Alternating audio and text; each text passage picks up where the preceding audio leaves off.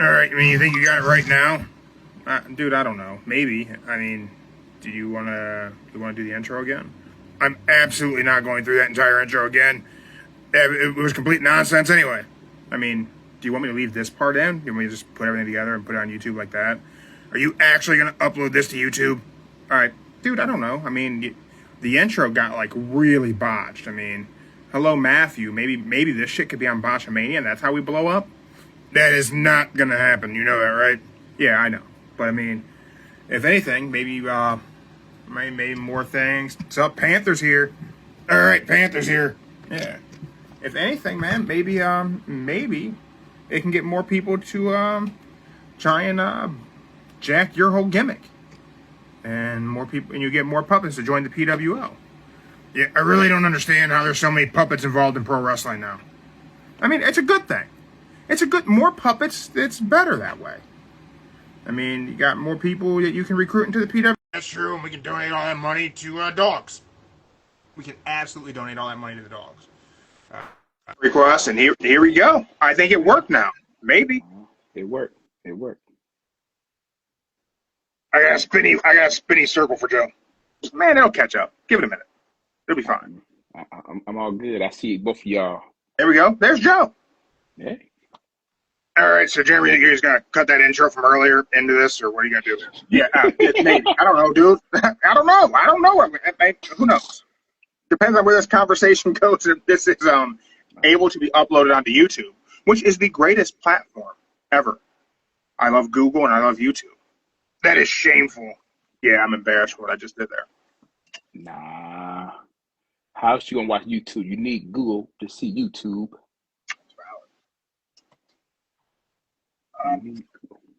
I do give YouTube a lot of grief as a, I guess, I don't know. I don't think I'm a content creator. I don't think that's what I do, right? Is that what you would? I wouldn't call it that. I don't know. Technically, I've had it called that. I don't know if that's what I do. Well, you don't go out and do pranks, so you're not technically a content creator. Is that what YouTube is today? Okay, so let's kind of we're already off the rails for a weekend wrestling show. Oh, okay. So I watch a lot of YouTube videos. It's actually primarily what I consume content from is YouTube. Mm-hmm. Have I ever told you how I got introduced to YouTube, though? Like how I first started watching anything on YouTube? Very first shit I ever seen on YouTube was Kimbo Slice. Oh, the backyard wrestling. Yeah. The backyard fights. Yeah. Kimbo Slice, Jorge Masvidal, all those dudes. So it was back early 2000s. I mean, I don't remember what year. I mean, we're talking probably 06 maybe, something like that, 05. Someone I worked with, because I was fighting at the time, everyone was talking about Kimbo. She's Kimbo Slice fights. Have you seen these Kimbo Slice fights? I'm like, and let's keep in mind, we're talking Jeremy in his early 20s, always down to scrap. Fight anyone in my front yard for free if they thought they were better than me. Like, that was just how that. Joe will tell you that's just how I operated. Where I was just ready to go. And I had no idea who Kimbo was. All I knew was fighting in Japan, Pride, UFC of course. But I mean, I was just consumed with watching shit HD net fights, all that. And someone showed me Kimbo Slice. I'm like, what the hell is this on? I'm like, this is not great. Is there sure? I mean, yeah, you're beating up dudes in the backyard, but it's from a technical standpoint, it wasn't the greatest. No, and because, again, we're talking Jeremy in his early 20s, there's a bit of ego there. I'm like, me and this dude at the same weight class, man, I eat this dude alive. You're like, you're out of your mind. Kimbo would not. I'm like, he would never hit me. He would just never hit me. I'd keep him away with kicks. The moment he got close, I would just wrap him up. We'd go to the ground. I'm going to submit him. I'm going to submit him fast. Now, granted, I don't know that I actually believe that would be the case now. I 100% believe that shit in my mid-20s. I definitely thought, man, I'd be fine against Kimbo. I'd be fine. But yeah, man, that's how I started watching YouTube, was Kimbo Slice fights. And just led me to watching other fighting shit on YouTube and like going on these like marathons and watching like Mike Tyson's fights and just studying Tyson and studying Mark Hunt and all those dudes. That was how I watched. That was how I found out what YouTube was. I didn't pre-smartphone, I think pre me having an email address. Honestly, I think. Damn. Yeah. Okay. Believe it or not, this is kind of you may find this funny. I don't know that I really thought this internet thing was going to catch on.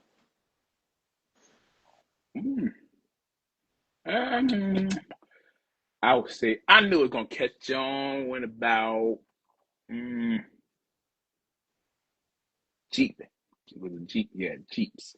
Before Google, it was Jeeps. Oh yeah, Ask Jeeves. Yeah. I remember that.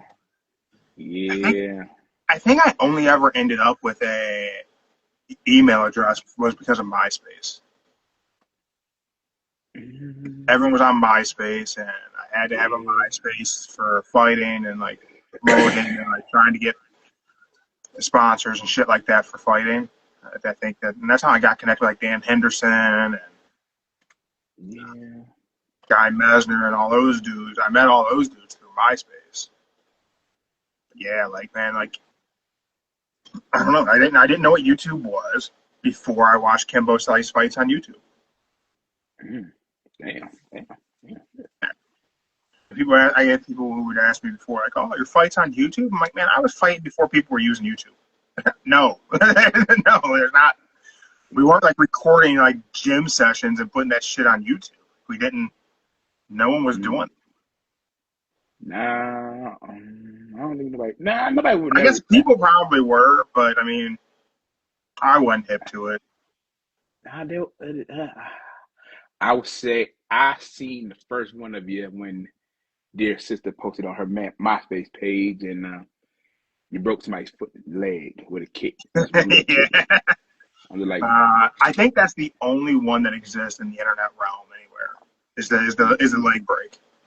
Yeah, I asked her like, "That's fake, girl. Y'all know y'all fake." She's like, "No, Joe, it's real." I'm like, "Quit lying, man. I know you're lying. I know you're faking. I know y'all did some editing on that damn thing. He didn't break his leg that damn quick." And she's like, "Go watch it again. I'm telling you, it's real." I'm like, "Okay." And I may have watched it like 10 times just to make sure it wasn't edited. And I'm like, "Oh, damn, he really did kick it. He really did break his I leg." think it's kind of crazy. Like whenever I look back at my time fighting, I think that I was involved in some fights that were supposed to be works. So like I was doing shoot fighting and training under Bart Vale in Fujiwara for a long time before I started doing instructor stuff and kind of getting smartened up that a lot of the stuff from Japan was at work. Like my first time, not first time, but some of my early on conversations with Bart Vale about fighting in Japan. I really wanted to fight in Japan. Like I badly wanted to fight in Japan. And at one point, things were in motion for me to go to Japan and fight in Japan. And now, when I look back, I think the whole thing may have been a scam. But thankfully, I never paid out of pocket for anything. But I don't know. But Bart never initially presented anything about fighting in Japan that the shit was work. He actually talked about people criticizing him and Shamrock for it being a work. Like that wasn't that was legit. Like he wouldn't lean forward and let me kick him in the head like that. And Bart and Shamrock wasn't work. It was hard hitting, sure, and all the Shuto stuff and a lot of the shoot fighting stuff in that took place in Japan. It was hard hitting. It was Japanese strong style for sure, but like a lot of that shit was a work. Like 90% of that shit was work. Certainly, at least the outcomes. Some of the contact. Like talk about pancrase. Pancrase with palm strikes. No closed fist. Palm strikes. Until Boss Rutan figured out that he could learn to flex his hand back further and hit you with the heel of his palm and knock your ass out with a palm strike. Palm strikes are pretty easy to eat.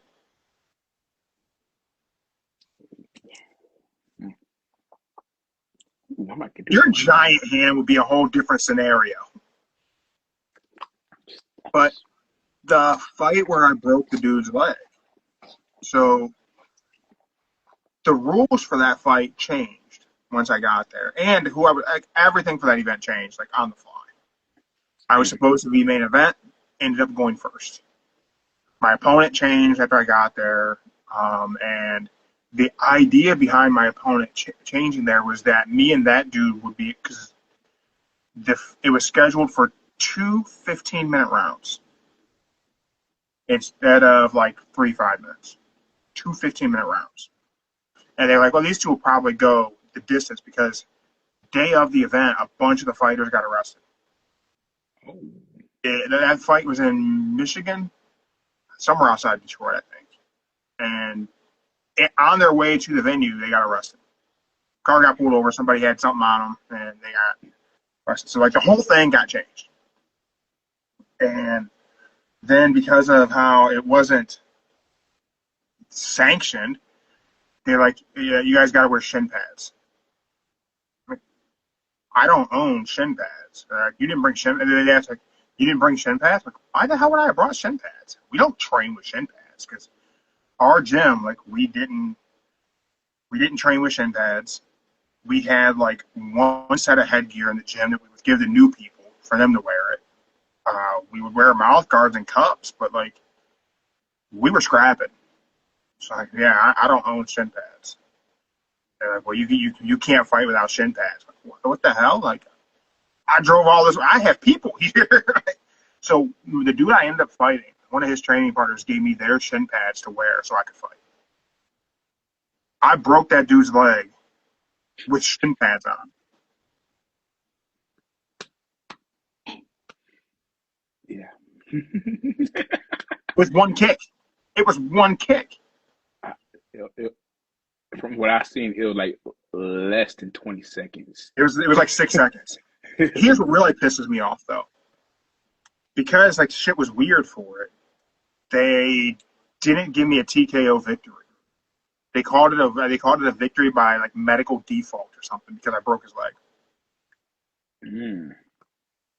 Yeah. When it happened, I thought my leg broke. So the whole sequence, my training partner at the time, as we were leading up to the fight, whenever we would spar, he kept landing these inside leg kicks on me to my lead leg. And he would do it, and he didn't kick as hard as me, but he kicked pretty hard. He hit me in my inner thigh, my upper thigh, inner thigh. And my leg would kick out and would get me squared up with him, and he was a wrestler. So once he would kick my lead leg out, he would shoot in on me and put me on my back and just beat my ass.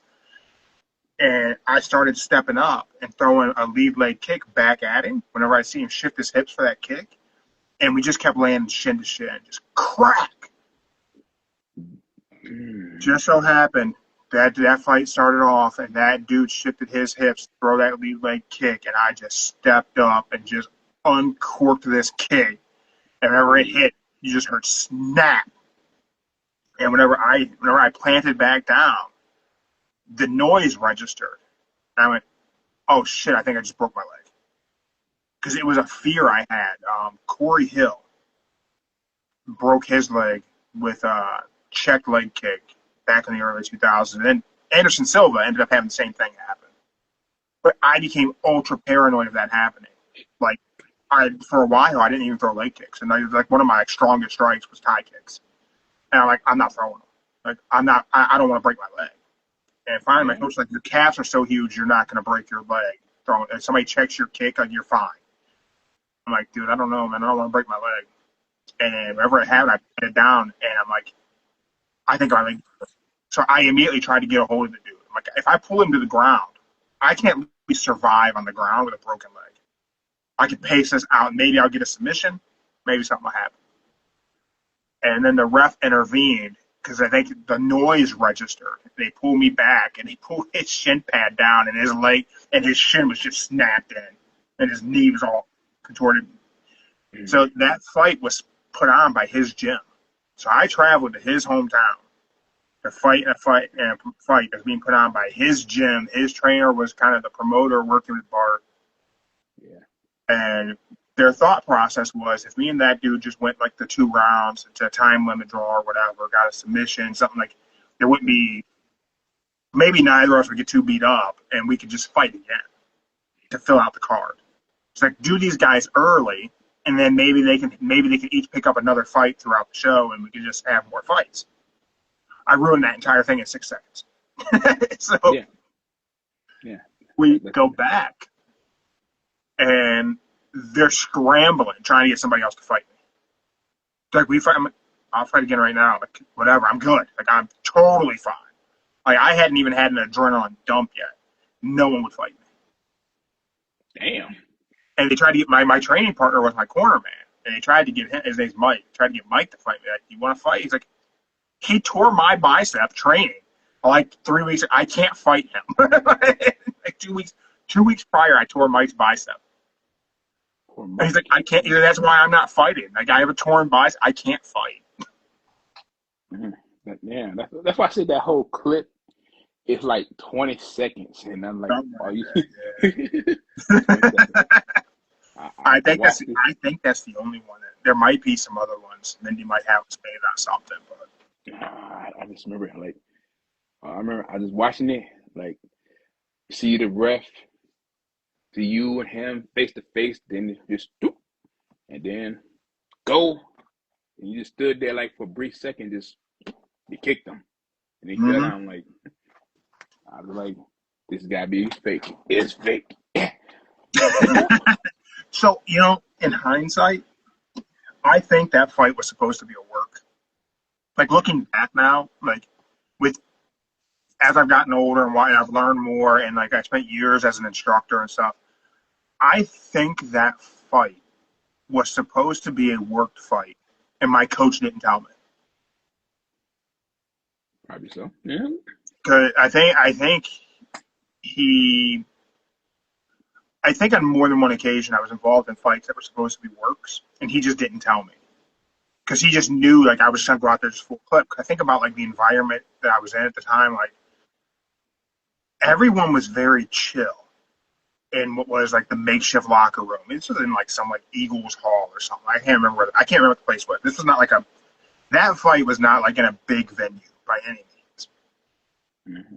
And I just think about, like, I'm backstage. I'm back in the locker room area or whatever, and I'm jumping rope, and I'm warming up, and I am just zoned out. Like, I am, like, ready to scrap. Like, remember I was going to fight, like, I'm going to fight you. And I remember now, like, looking back, like, nobody else was behaving that way.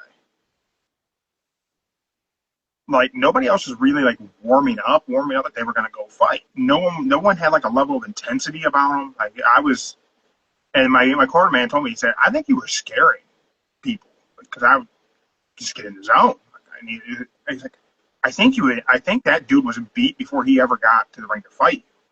Because I think you scared the shit out of him just in your behavior. I'm like, I mean, it's kind of what happens, right? Like, yeah. But I think, like, why would everybody else have been so chill? I fought so many times at so many events, cornered so many people, and there was a different mindset. So I think my coach brought me there because the gym that was putting it on was affiliated with Shoot Fighting in Barvale. So, like, my coach knew the guy who owned that gym. So I think that maybe this event was meant to promote his gym.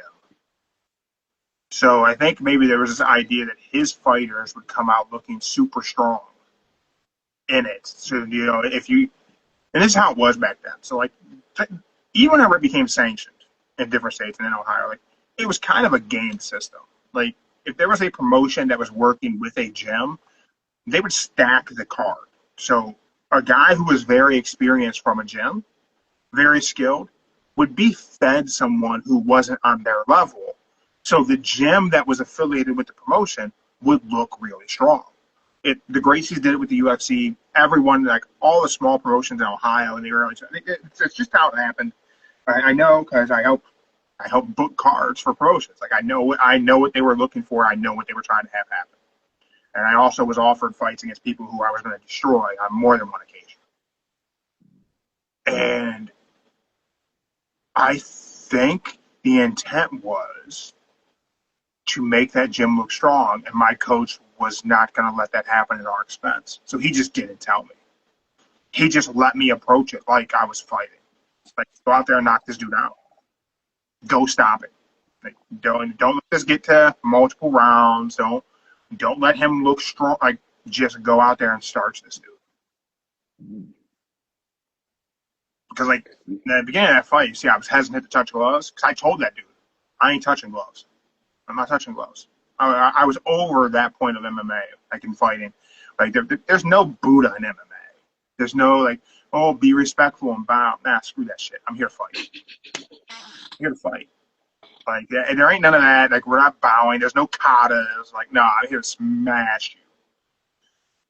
And then that happens, and like they didn't. I don't think they covered his like medical shit. Like, I didn't get paid. I never got paid for that fight. Never. I never received payment to this day. We're I don't know, about 2 decades later, something like that. Never got paid. Technically, it didn't go a whole minute, so I can see why. You don't think I was entitled to money?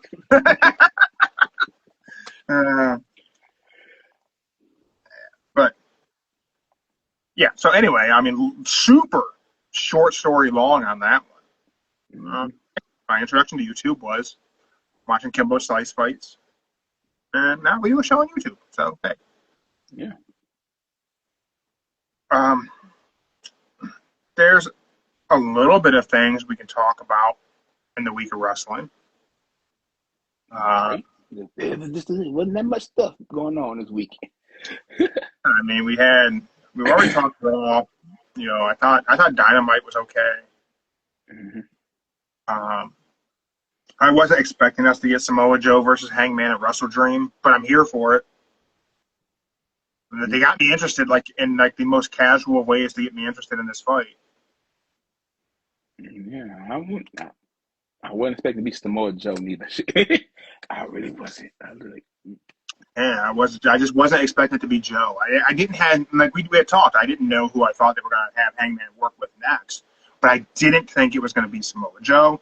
I'm pretty happy that it is. You know, certainly no complaints from me on that. Samoa Joe can get the title back. Just saying. You want Samoa Joe to beat Hangman? You seem burnt out on Hangman as champ already. I'll be honest. No. I want Hangman to still be the champion. But I also like Samoa Joe when he is a world champion. Because Samoa Joe, when he is a world champion, he is a badass. And he will destroy everybody when he is the world champion. So I'm not mad at Hangman. But when Samoa Joe is a world champion, he's like undefeated. He's a badass. He will talk shit and tear everybody down. There's this thing about Samoa Joe that he always has a degree of believability and unpredictability. Like, you just really don't know what Joe's going to say. Like, he become a promo on anyone. And just out of nowhere, he's disrespecting their wife and their kids. It's like, whoa, dude, this is like a trios match. Like, what are you doing? Why does it get so heated all of a sudden? But that's that element that Joe brings to the table. That you're right. Put the world title on Joe as a heel. Heel Samoa Joe as a world champion? Shit. Shit. It might lose some points, though, but hey, that's the only reason I'm saying we need some. It'll be great. We want those points for Hangman being captain, but man, like, dude, we could really luck out, man. Joe could be like, you know what, Hangman? You talk about Texas Death Match. Let's do a Texas Death Match. I'll beat your ass in your own match. Because that's the shit Samoa Joe brings to the table. And, I mean, it did go back to the Ring of Honor when he was a world champion, TNA when the world champion. He destroyed everybody and them promos. You didn't know what the hell he was talking about. It could be off. He could bring a pencil and put it in the damn promo and make you feel weak. Yeah. I mean, we still talk about him disrespecting Scott Hall to this day. Ooh, yeah, that one. Ooh. I don't believe Kevin Nash smacked him in the face either. Just gonna put that out there. I do not believe that at all. I think that's a farce. I think that's just a wrestling story. No, I'll say this. If you watch the clip live when they had it, you could tell Nash really didn't like what Joe was saying. He wasn't happy. He wasn't happy. He wasn't, but he had to stand out there and just go in character and just act like nothing happened. But I would say backstage they did have some words. Yeah, I'll I say mean, that. Nash definitely no-sold it. Like, you didn't get a reaction from him on TV, which kind of added to it, really. Mm-hmm. But yeah, man, I think it'd be cool if Joe won, but I want Hangman to get the points. But we're talking about points, and I think this is going to be a good week coming up for us for Fantasy Faction. We'll continue to break down the week, but I just want to quickly look ahead to Title Tuesday. 2.5 hour AEW Dynamite Title Tuesday. Kyle Fletcher's going to defend. Mercedes is going to defend. I thought Bandito was injured yesterday. Someone told me Bandito was hurt, and we may need to pick a new tag team. But then I see Brodito is booked for a tag match on Tuesday that has a stipulation added to it, some type of eliminator or something, which I think is going to be counted as a gimmick match. Mm-hmm. So, as it stands, I'm not going to touch our tag team because I don't think they're going to have them lose this thing. I don't think. Depends on what the stipulation is. It was something like if they win, if one of those guys gets pinned, they get opportunity at Okada. Is it Okada they get the opportunity with? Shit, I can't remember the stipulation of this damn match. Hold on. I don't know stipulation. I don't remember what the stipulation is. I know they had a stipulation. That's why they got a stipulation. Yeah, okay. There's some weird stipulation to it. I can't remember what the hell it is. Well, then it's definitely a gimmick match then. Shoot, stipulation, it's a gimmick match. Yeah, let's see.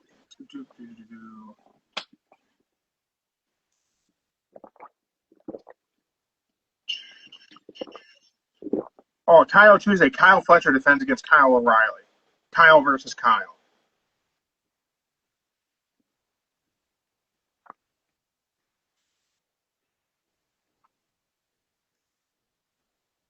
Here we go. It's a double Jeopardy eliminator match.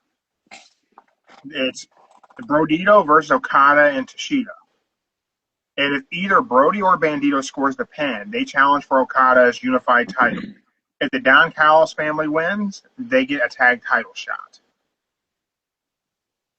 Oh. So to me, what makes sense in this match, if I'm booking this,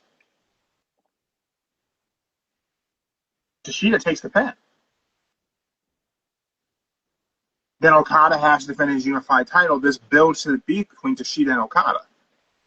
So I think Brodito wins, and I think this gets us 30 points for the tag team. And I think we get double for it being a gimmick. But it all depends on which one the team member going to take the pin to get that title shot. Oh, who wins? Who gets the victory with Brodito? Yeah. I think Brody has to be the one to have the victory, right? Brody has to pin Tashida. I think that's gonna be the cause of I need to pin, not you. I think this might be. Do you think they're gonna break up Brodito? Nah, I think the Don Callis family gonna get a tag win on this one. So, it's always down to that singles title match where the tag team member got to choose which one get the pin, and it could be like that. Let's talk a little bit about the Don Callis family. Did you watch Collision last night? I did. I thought the Don Callis family looked like super strong on Collision. Everyone knows, man, I'm a Kyle Fletcher mark, big time, right? Mm-hmm. I look back at Dynamite, we had Clone join the Don Callis family. We have Andrade has joined the Don Callis family. So we are like 13 members deep in the Don Callis family. It's somewhere around there. it is drawing crazy comparisons to like whenever WCW's NWO got super bloated and there were like so many people and it was like, this is like too big. I made a post and I said, this is a huge difference as far as in-ring ability, right? Like Don Callis' family is like some of the best talent in pro wrestling today. Okada, Tashida, Fletcher. I get Andrade's credit in the ring. He'll never get over, but in ring, man, he was actually pretty decent. You throw in Josh Alexander, all these people, Hechicero. So much talent, but more talent in their left leg than Lex Luger ever had in the ring, right? But is it too big? Nah. I say this. If you look at it, it looks as though the Callis family got half on Dynamite, half on Collision. It is spread out. It's spread out. But I would say majority, you'll probably see Kyle on both shows and maybe Okada on this Dynamite. Alexander could probably do both shows. I would say between Josh and Kyle, they could do both shows, but the rest is like they just got it separated. So they know who can be on what show. And not have it be like, hey, the NWO, they all coming out at once. So, half. Do you like the Don Callis family as a group? Do you think it's a good faction for wrestling?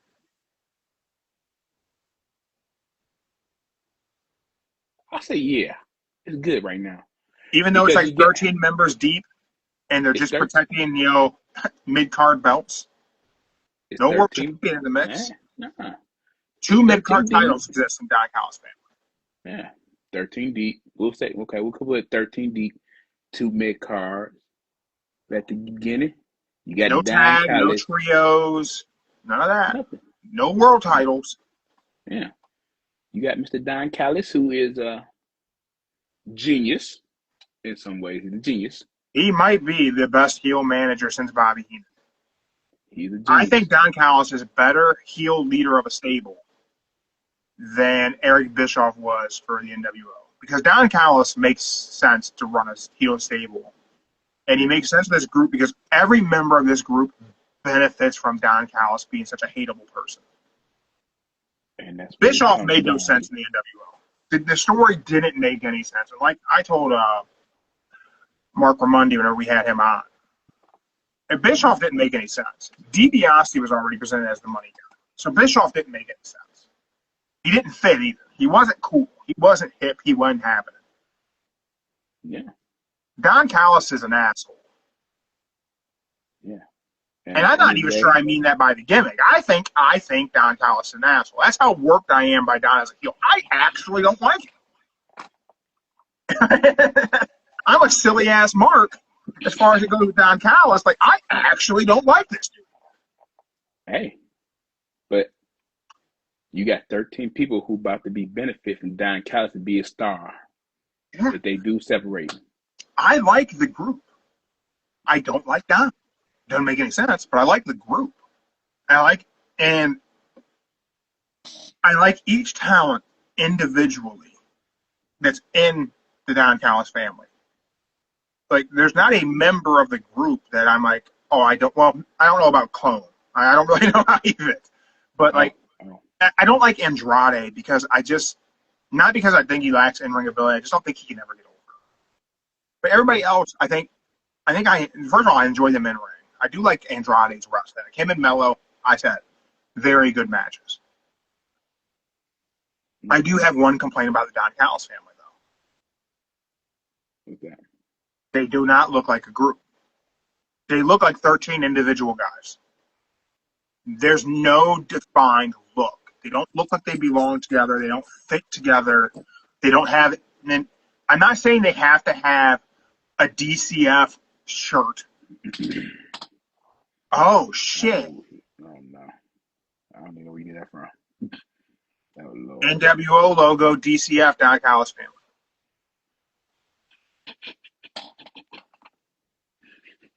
Oh Lord. Oh Lord. And it's funny because I just thought that, but I'm not saying they have to have that. They just should look like they belong together in some way. And Right. it's the same issue I had with Division. You got three guys who don't look like they would be friends. They don't look like they would hang out together. They don't fit together. It doesn't look right on TV together. I will say, as an entire unit, the Don Callis family at least looks impressive together on TV. But they don't look like you could take that picture that was on Dynamite of all of them on the stage together. You could tell me that's one faction, or you could tell me that's the lineup for a 13-man over the top rope battle royal, and I would believe either statement because they don't look like a team, and that's kind of a problem. But the best thing about it is you got a group of people in a nice respectful way. Majority of them can't speak English, so Don Callis is there to be the spokesman for them. Well, I don't know if it's the majority. It's a good number of them, but I don't know if it's the majority. Majority. And they got not the good promo skills, so that's why they got Don Callis as the voice of the group or faction, whatever you want to call them.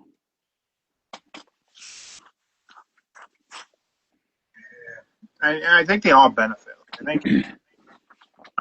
think whenever Don Callis does commentary for their matches, I think that's a huge benefit, especially if it's opposite of Bryan Danielson.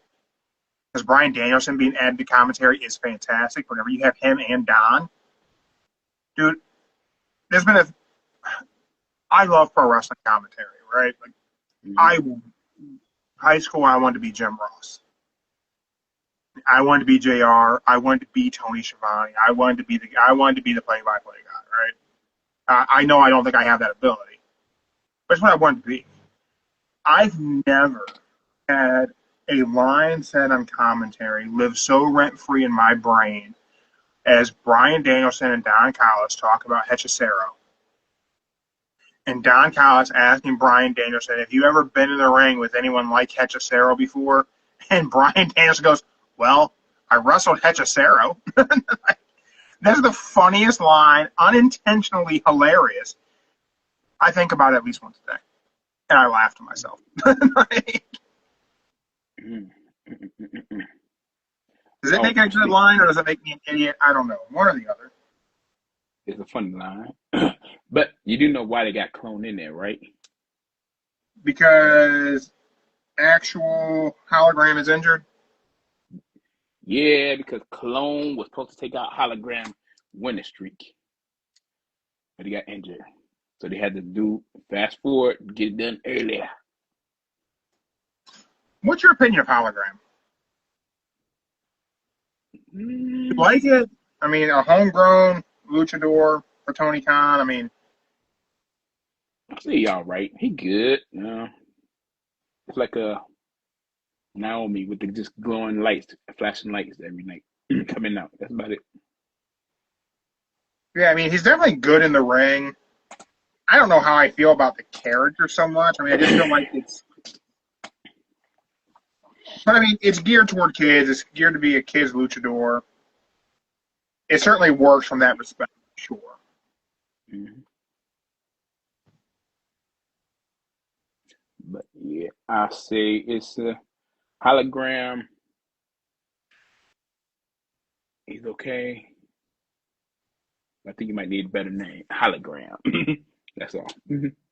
So it's my understanding that there was a character Tony Khan thought of whenever he was a kid. Whenever he'd be fantasy booking stuff as a kid, he thought of the hologram character. And he wanted to debut the character much earlier than he ever did. That he had this idea, like he wanted to bring hologram in and actually had enlisted the services of the guy who is hologram during the pandemic. But he didn't want to introduce the character to empty arenas. Felt like he was a character who needed to be presented with a crowd and get an actual reaction. Okay, makes sense. Makes sense. Want to talk a little about SmackDown? Give me your takes on SmackDown, and then I just kind of have a bit of a two-part question for you after you give me your thoughts on SmackDown.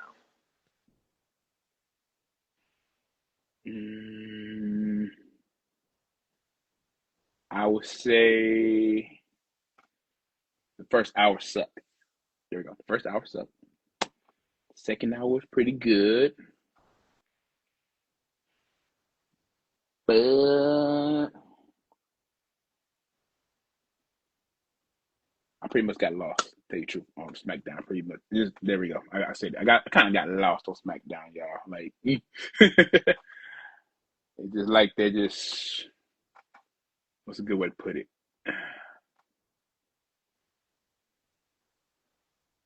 They just trying to make a good story, but they're just throwing shit everywhere. There we go. There you go. They're just trying to put shit together. That's the best thing I can tell you. Yeah, it wasn't a good show. The Tiffy Time segment was god awful. Yeah.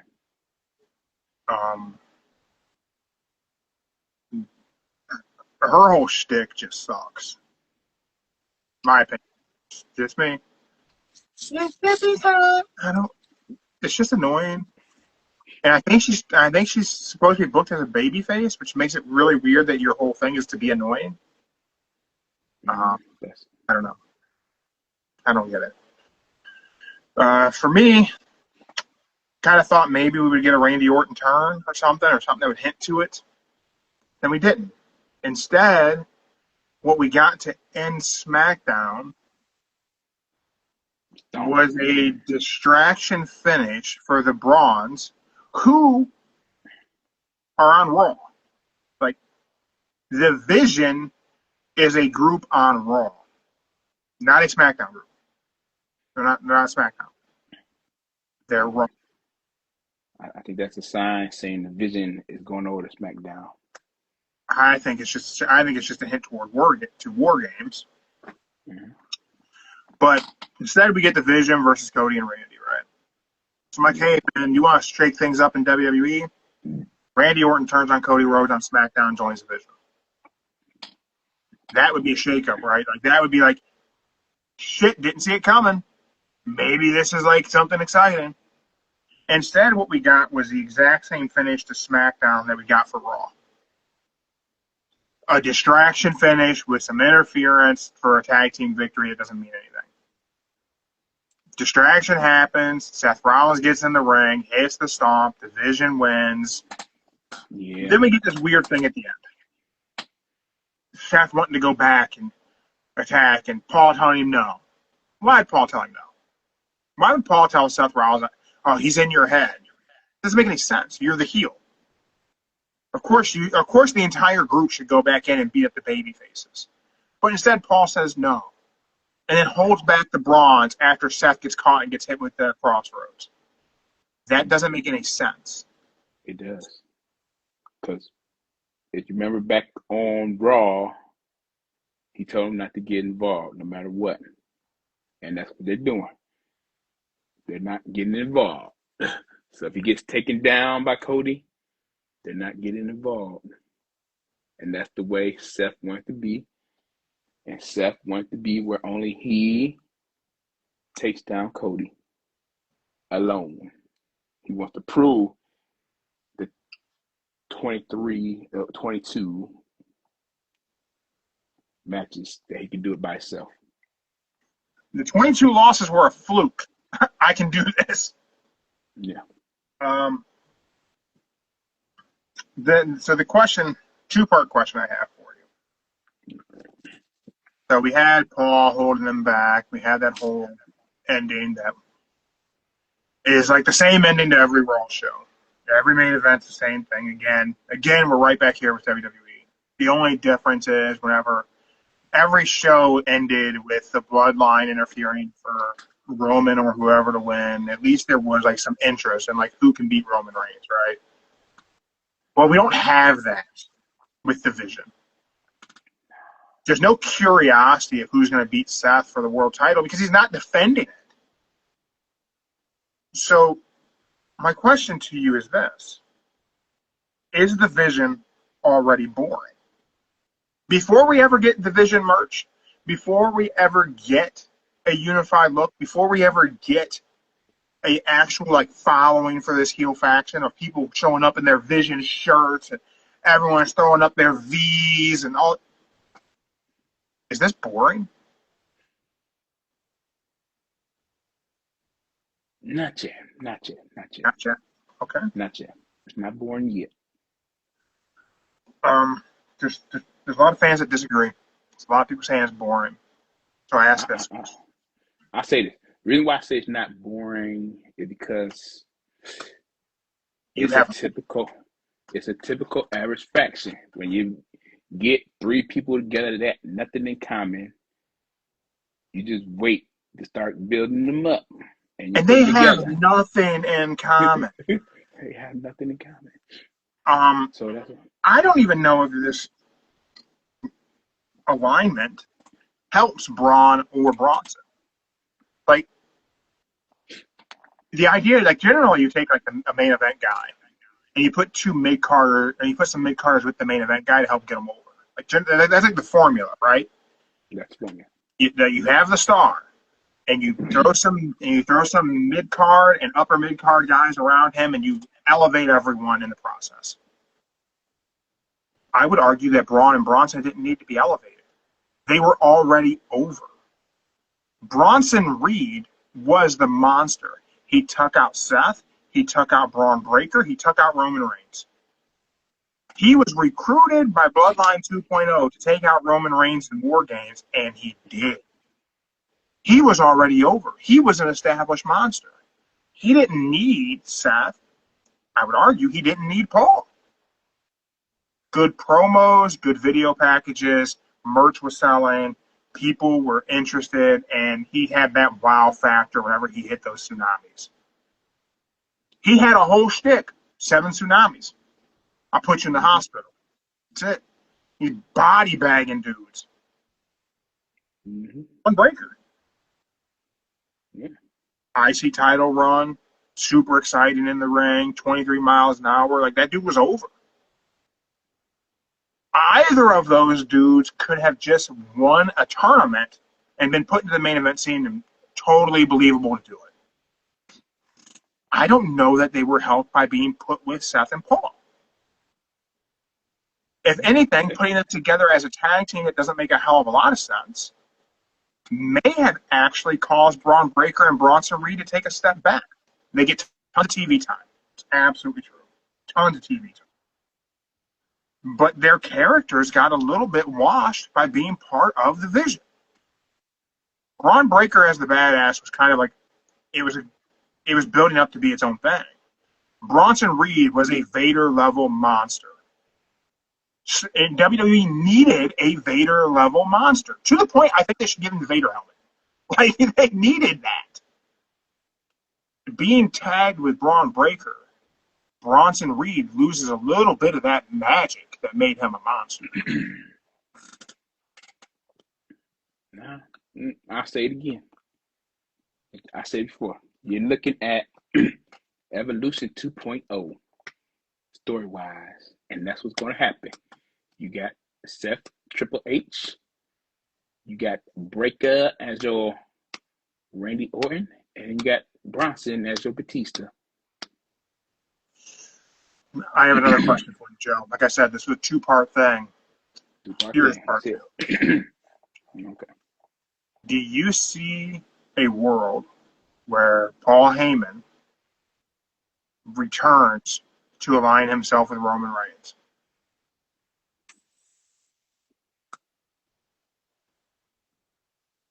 Paul and Roman were magic, right? Like Paul and Roman, Paul and the Bloodline, that was special. Paul in the Vision, it ain't special. Paul with Brock was special. Paul with Seth is just call with Seth. It doesn't feel special. It doesn't feel meaningful. It doesn't even feel like those two dudes belong together.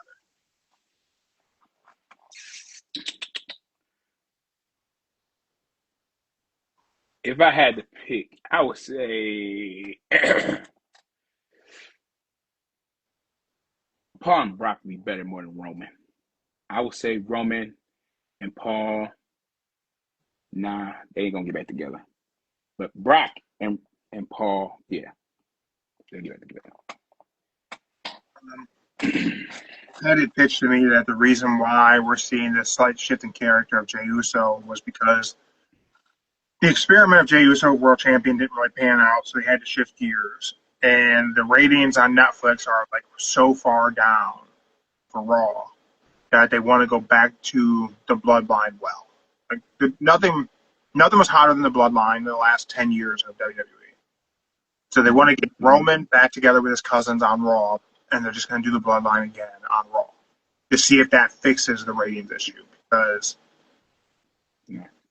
and this is all just speculation. A lot of it's just fan bullshit with nothing like facts. Like the rating thing is sure, but Netflix may not be too thrilled about how fast the drop off was, and they're not really accepting of that just being accepted and moving on. Like they want WWE to try to bring interest in, and I mean the Bloodline does make sense for that, but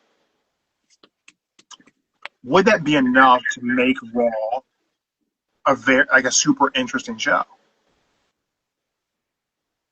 No. I don't think so either. Yeah. I would say I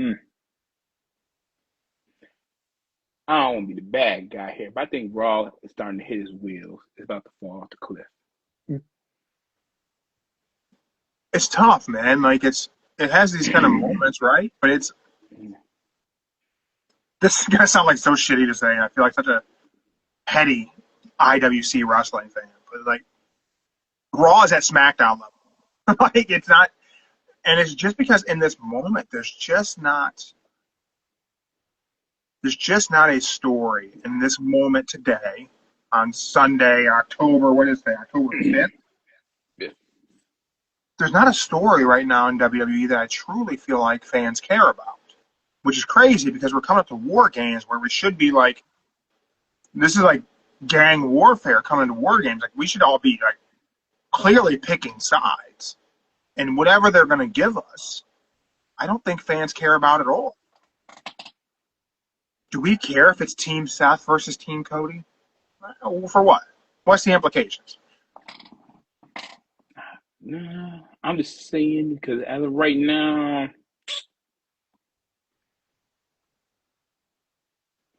I'll say both Raw and SmackDown is starting to it's starting to fall off on both shows. So not just Raw in general, but if you had to put, I would say NXT is probably better than Raw and SmackDown put together because they still do more action than they do and less commentary.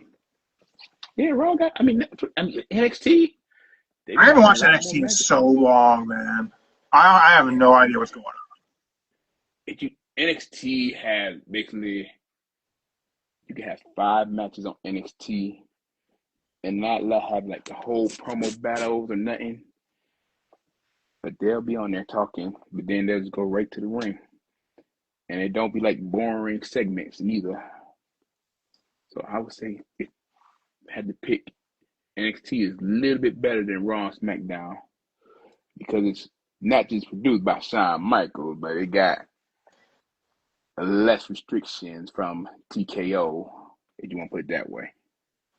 And they might really care about what's going on that show. They just need a feeder system for the main roster. So have fun, do what you want to do. Because, I mean, they're on the CW. So, and I think that might be like, I sent you the clip of Vince Russo saying that WWE is used to being bigger than the network that they're on, but now they're on ESPN and Netflix, and they're not bigger than those networks, so they need to deliver.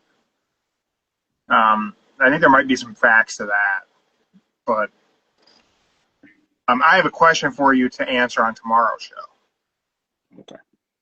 So we talk about the vision, right? And how I think Mhm. that's a group that doesn't really make a lot of sense together, and they're not really doing anything to make me think they belong together. Talk about Don Callis family as a faction, and like as much as I like everyone in their individual parts, they don't really look like a group. And that led me to thinking about like if you look historically in pro wrestling, like, the groups that like truly mattered. One group kind of stands head and shoulders above the rest. And it's the Four Horsemen. So I want you to give this a little thought. And anyone watching us live on Instagram, if you're watching us on YouTube, Spotify, feel free to join us on Instagram tomorrow. I don't know what time. We'll be live on Instagram tomorrow. I want to know who you would put in your Four Horsemen today. Okay. Again, you think about that formula of what a faction is supposed to be. The Four Horsemen are like the pinnacle of that. You had Ric Flair as the main event guy, and then you had an upper mid-carder who was ready to be at the main event level in there. Whenever you had your Lugers in there, or you had your Sids in there, or you had even your Benoits in there. You had you guys who were ready, just right at the edge of getting up there to be in this group, and Flair's going to help pull you up that ladder. And then you had some other mid-carders around, whether it be Arn and Tully, or whether it be Arn and Mongo. You know, you had these guys who were like, hey, they're good in their roles, they're good for the gang warfare. But if you were to book your Four Horsemen today, who would it be? And I'm even okay if we're mixing promotions. If we're mixing it up. It doesn't have to be who your Four Horsemen at WWE be. Who would your Four Horsemen be? We'll answer that one tomorrow. I don't have mine. I don't even know if I'll figure it out in 24 hours, to be honest. But, you know, we're talking fantasy faction. You know, we enjoy that game. We have our team built. We're talking factions in pro wrestling. Man, the Horsemen's a legacy, right? Like, it meant something to be a member of the Four Horsemen. I don't know if it means something to be a member of the Vision. I don't know if it means something to be accepted into the Don Callis family. I do think the Don Callis family could end up being something like substantial. I would like to see something change with the Don Callis family, and I think there's potential for it. Jericho as the guy. Jericho comes back, put Jericho in the Don Callis family, and give Jericho the world title again. Then you have Kyle Fletcher turn on the family and turn on Jericho.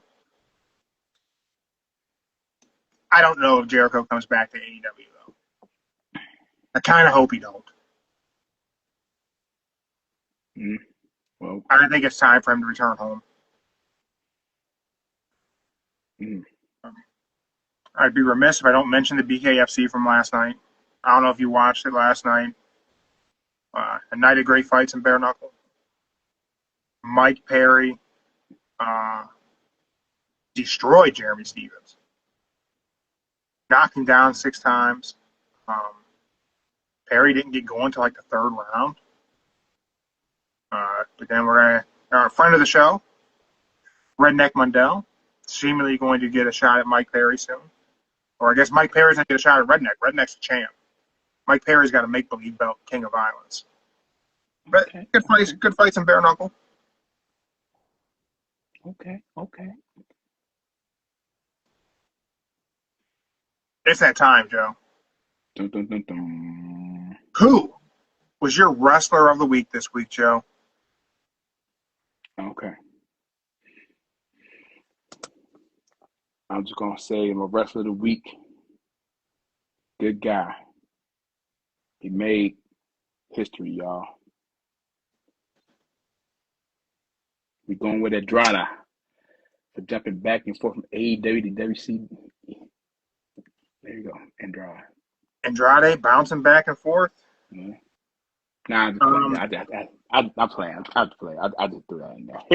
I'm playing. I just want to see your reaction. Nah, I'm just playing. Nah, it's not Andrade. But I say, man, I'll tell you what. Here's one thing Andrade did do. Shocked the hell out of me. I flat out said, he is not going back to AEW. Yeah, I just want to do that. And it would have been funny to pick Andrade, but nah. Okay, the real person I did pick, I give to Mike Knight from last night Collision. Oh, Kevin Knight. Kevin Knight. My bad. Kevin Knight. Yeah, Kevin Knight versus Daxie Axman. That was a good match. that was good. Kevin Knight, man, he's a great talent. Really is. Mm-hmm. So Um, that's what I picked. I don't know what the future looks like for him and Mike Bailey. I mean, I do like them as a tag team. But man, in 2024, I feel like Mike Bailey had so many match of the year opportunities with the people he wrestled in 2024, and I would really like to see him be set free as a singles wrestler in AEW or even just Ring of Honor.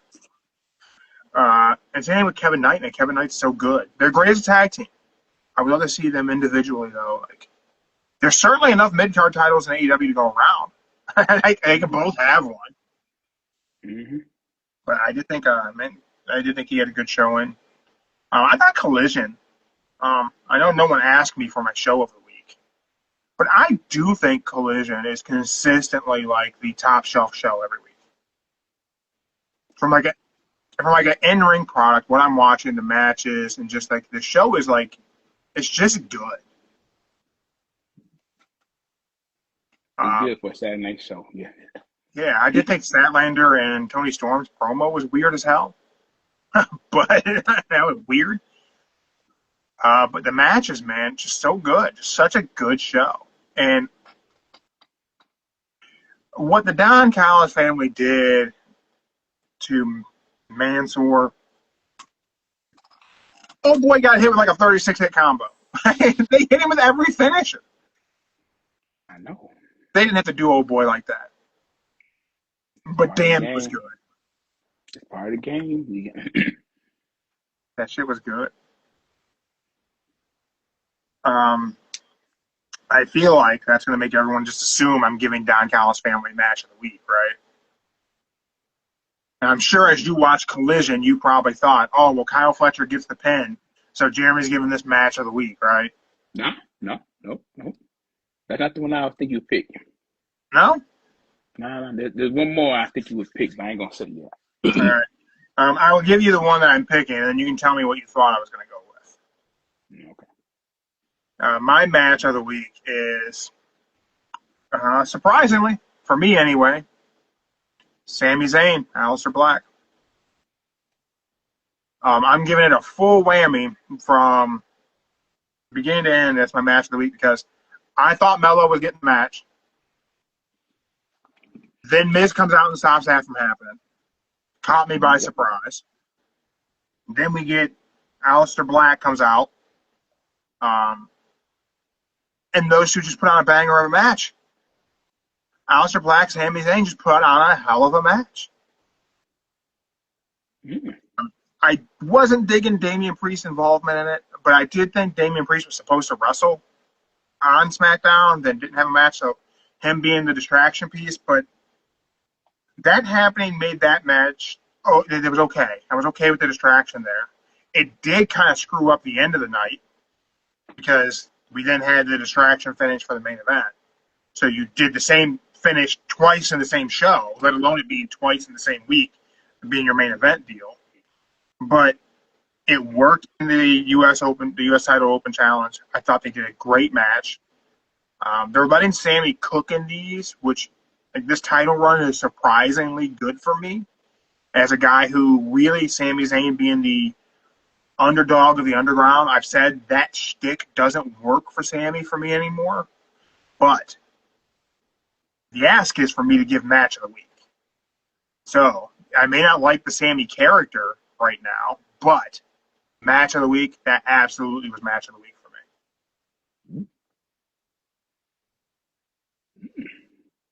me. Was that not what you thought I was going with? Nah, that wasn't what I thought you was going with. What did you think I was going to go with? I thought you was going to go with the GOA versus the Slim, what they call them, Dynamite, the tag team match. Oh, the GOA and the Swarm, what they're calling them? Yeah, Swarm, that's it. Swarm. That's what they're calling them, right? I don't know why they're calling them that. It's a bad tag team name. Yeah, that's what I thought you was gonna go with. I'm like, I ain't probably gonna pick this one. Yeah, I did also enjoy the trios of the Paragon and Orange Cassidy versus the other members of Don Callis family. I did enjoy that match. That I thought that was gonna get it. Honestly, I seen it on paper. And then Sami Zayn surprised me. If I could pick two, I would have picked them both. But the ask is for me to pick one. So, No. but yeah, I think it was an okay week in pro wrestling. Raw and SmackDown, just man, they're not hitting. They're not hitting, Joe. Yeah. If I had to say, I really think it's the TKO partnership making everything go down. I don't think it got nothing. I don't think it got nothing to do with Triple H or anybody.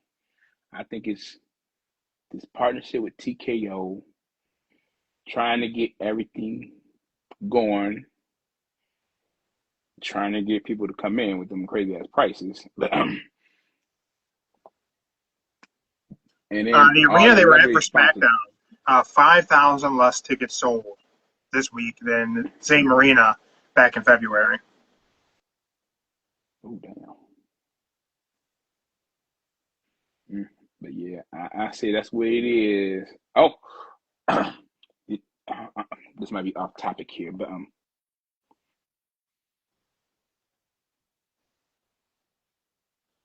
Joe froze. I'm here now. There we go. Did you? I can't hear Joe. Oh, you can't hear me? Can you hear me now? I can hear you now.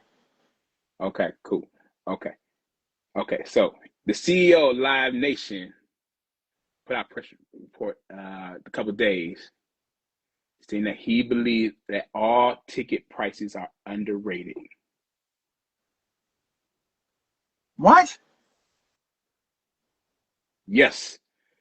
From concerts, tickets to events, they are all underpriced. Well, And that's from the CEO of Live Nation. I'm going to 100% disagree with him. I will say, from a business standpoint, he may be onto something for raising the tickets because a good bulk of tickets for everything they're not being purchased by individuals. They're being purchased by companies that resell tickets. Mm-hmm. So they can put out tickets for an event, but a good chunk of those get sold to SeatGeek and this thing and that thing. So you see a lot of reports like, oh, this event's sold out. But then, the event's happening, and there's tons of tickets available on all these other third-party platforms. So that's not really selling out of the event. If there aren't asses in the seats, the event's not sold out. So you see all these reports about, oh, this didn't do, you see people love to post pictures of empty seats at things. I don't know why, but it's just something people like to do. Those seats are sold to just a company that can't sell the seats. Mm-hmm. Yeah. So yeah.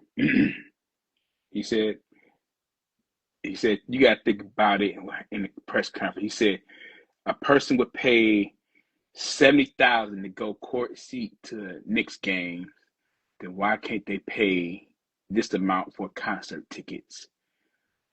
Ticket prices are underrated, and that they shouldn't be no more than $72. Not good enough. They should be more than $72. I think you make tickets cheaper for stuff. Yeah. Make tickets cheaper. More people go. Get more actual fans in the arena. You can sell more merch. Mm.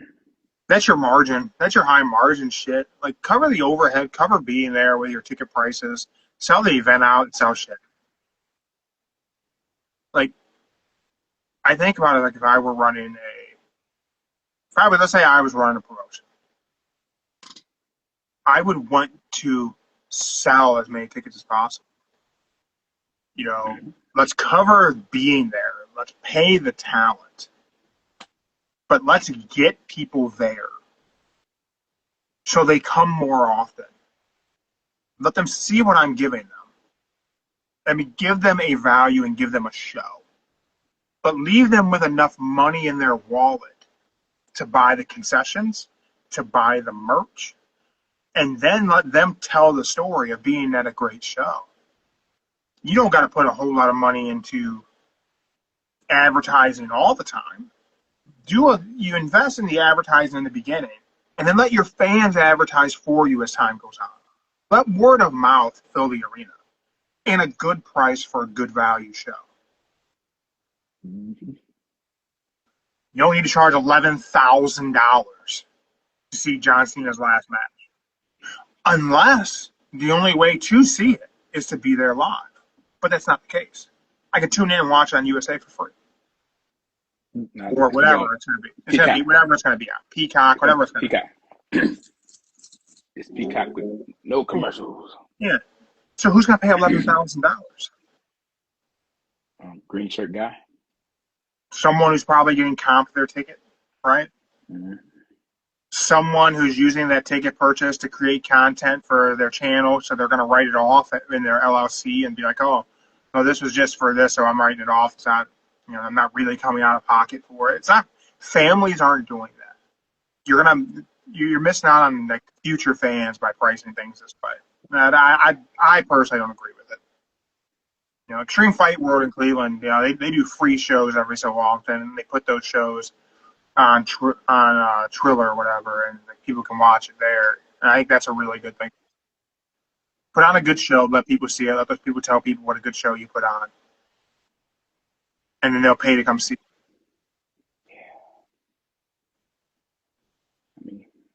I mean, if I was to put on the show,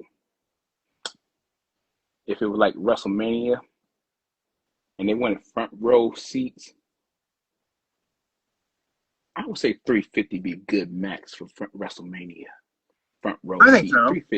$350. $350 is the best. That'd be a good amount right there, because $350 is reasonable. So you're looking at probably, if you're doing $700 for 2 nights, there you go. Bam, $700. I agree. I think that's reasonable. Mm-hmm. But I don't run no production, but I would say $350 is reasonable for a front row seat at WrestleMania. And then if your basic pay-per-view, we would say like $150.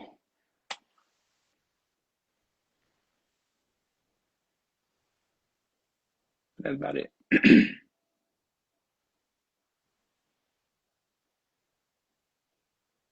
I think that's a fair price. I do.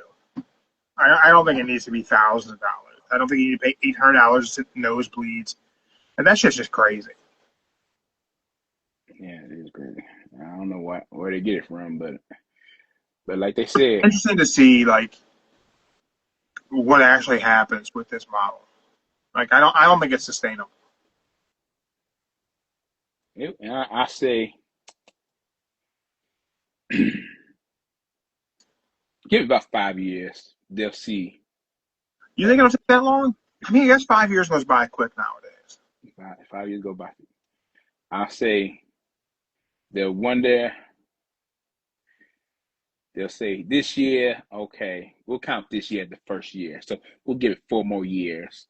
Boom. They'll wonder why next year ticket price went up. Why nobody ain't buying them, what's going on. Even with your little package deals, people ain't gonna buy it. Or even you got the backstage pass to meet a certain superstar for like what was it? Tamatanga. They had up there for $10,000. They said to see a meet and greet with him. Yeah. That's crazy. That's crazy. Mm-hmm. So that's where it's gonna be. Give it next 4 years. They're gonna wonder why people ain't coming. Hopefully they don't file for bankruptcy. We'll see what happens. Joe, you got anything else for the good people for a Sunday? Yes. I don't know if you heard, but come Jay He reached 16 years in WWE. And he said Really? his goal. Yeah. And he said over the weekend, his goal is to hit 20 and retire.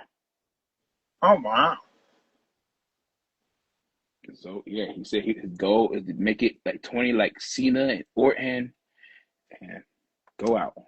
So I think He's getting close. He's getting it's close. getting close.